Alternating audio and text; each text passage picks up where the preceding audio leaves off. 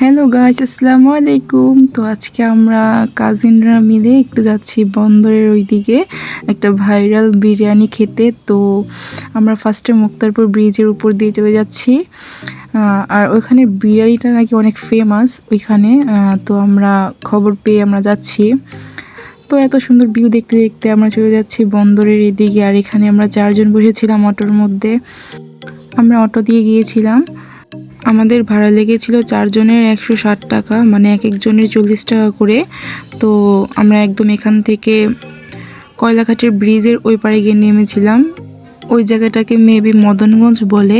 তো আমরা এখান থেকে একদম ওইখানে গিয়েছিলাম। তো এই তো মাঝখানে কোনো ক্লিপ নেওয়া হয়নি, কারণ অনেক জ্যাম ছিল। আর এই তো কয়লাঘাটের ব্রিজের উপরে আমরা উঠে পড়েছি। আর অনেক সুন্দর ভিউ ছিল কয়লাঘাটের ব্রিজের উপরে। বাট আমার মনে হয় আমাদের মুক্তারপুর ব্রিজ অনেক সুন্দর, মানে নদীর ভিউটা একদম পুরোপুরি আসে, কিন্তু এখান থেকে নদীর ভিউটা আসে নাই। বাট এমনি ব্রিজটা অনেক সুন্দর ছিল। আর আমরা এখান থেকে একদম চলে যাচ্ছি এখন মদনগঞ্জের উদ্দেশ্যে। ফার্স্টে আমরা ওইখানে মদনগঞ্জ গিয়ে নামবো।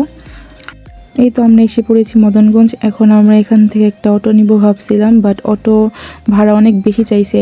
অটোর ভাড়া আমাদের কাছ থেকে 100 টাকা চাইছে, বাট আমরা অটো নিই নাই। পরে 2টা মিশুক নিয়েছি 30 টাকা 60 টাকা দিয়ে 2টা মিশুক ভাড়া নিয়েছি। সামনেরটার মধ্যে আমার 2টা কাজিন, আর এই মিশুকের মধ্যে আমি আর আমার একটা কাজিন। তো এই তো আমরা এখান থেকে একটু ভিডিও ক্লিপস নিচ্ছিলাম। তো এখানে একটু জ্যাম লাগছিল, বাট আমার মনে হয় এখানে জ্যাম হয় না। সামনে একটা ট্রাক ছিল, ওইটার জন্য একটু জ্যাম লাগছে।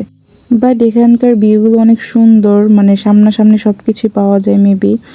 আর এখানে অনেক সুন্দর একটা ব্রিজ ছিল, বলছিলাম নেমে একটা ছবি তুলবো আমরা, বাট তোলা হয়নি, কারণ একদম মিশুক ভাড়া নিয়েছি, তারা কি আর আমাদের জন্য থাকবে। তো এখানে আমি আর আমার কাজিন একটু ঢং করতেছিলাম, হাত ধরে ভিডিও ক্লিপ নিচ্ছিলাম। তো এই তো আমরা এসে পড়েছি, মেবি আর 5 মিনিটের রাস্তা ছিল এখান থেকে।